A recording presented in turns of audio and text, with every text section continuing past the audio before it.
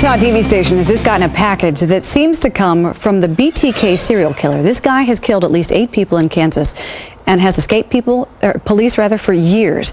The package, we're told, is a manila envelope with jewelry, a letter, and some other item. It was sent to Fox affiliate KSAS instead of Cake, which is the TV station that BTK had been sending his letters to.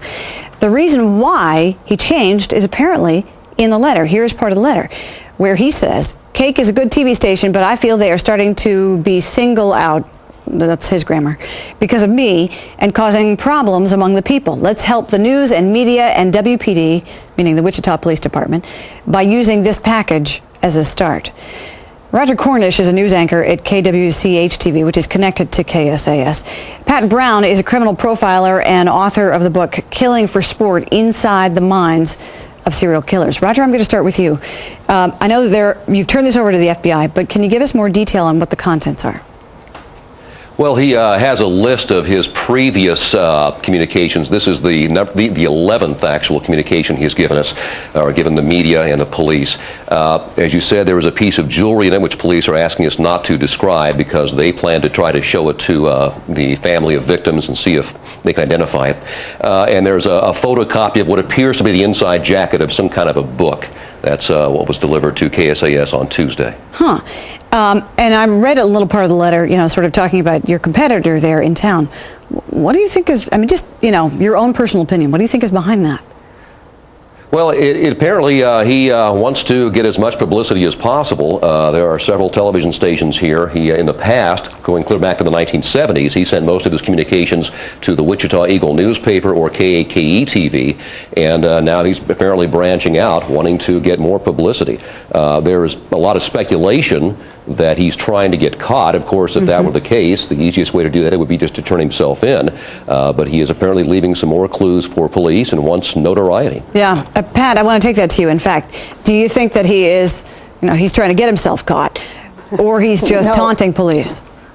Roger is absolutely correct. He is absolutely taunting police. He's mocking them at this point. This bit about, I want to help the WPD, I don't think so. He's sending lots of communiques. Nothing's happening after all the time he sent them. Nobody's catching him, let's put it that way. After it's almost a year now that he's had these coming out. Very little has been released to the public. This is a big mistake that's being made by the part of the WPD. They've released a couple items which have done really no good. And at what point are they going to ask the public for their help, real help, where they say, look, here's all the stuff we have. Who do you think it is? Because they're not catching him, and this dartboard swabbing is not getting them anywhere either. And the BTK Strangler knows this, and he's enjoying every moment of it. And they need to stop him in his game instead of letting him play it on and on and on. So, Roger, how is your station handling it? I mean, are you, let's just say that he wants more publicity. Are you mindful of that and how you cover it? Well, that's something we certainly discuss among ourselves, as I'm sure all the news stations here in town and the newspaper do, whether it would be better to just ignore this. I mean, it's easy to say, let's not give him the publicity he wants. However, the police tell us they want the communication lines left open. That's how they feel they may be able to track him down. And of course, in a competitive media environment, it would be hard to get all the media outlets to ignore something like this. Our viewers certainly are fascinated by it for the most part. Your son, as it happens, is a police officer there and has actually been involved, at least in some way, in this investigation, right?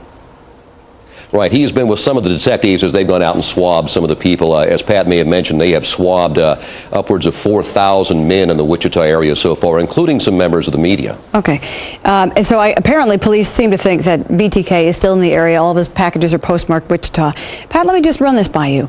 A former FBI agent told me this, that maybe the strategy here for law enforcement is that they want to kind of engage BTK in a dialogue. And the more they get him to keep talking to them, the more the opportunity opens up for him to make some sort of mistake. I don't like that strategy, never have. I don't think they're very successful with it very often.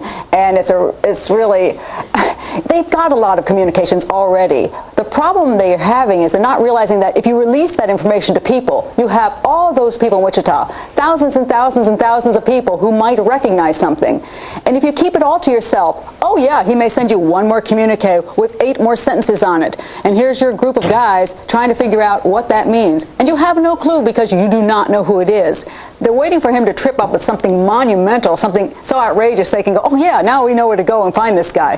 But BTK is not a stupid person. He's done very well over the years. He's very clever. He's really not a dummy. And he is winning the game. And you've got to admit, after 31 years, perhaps you're playing the game wrong.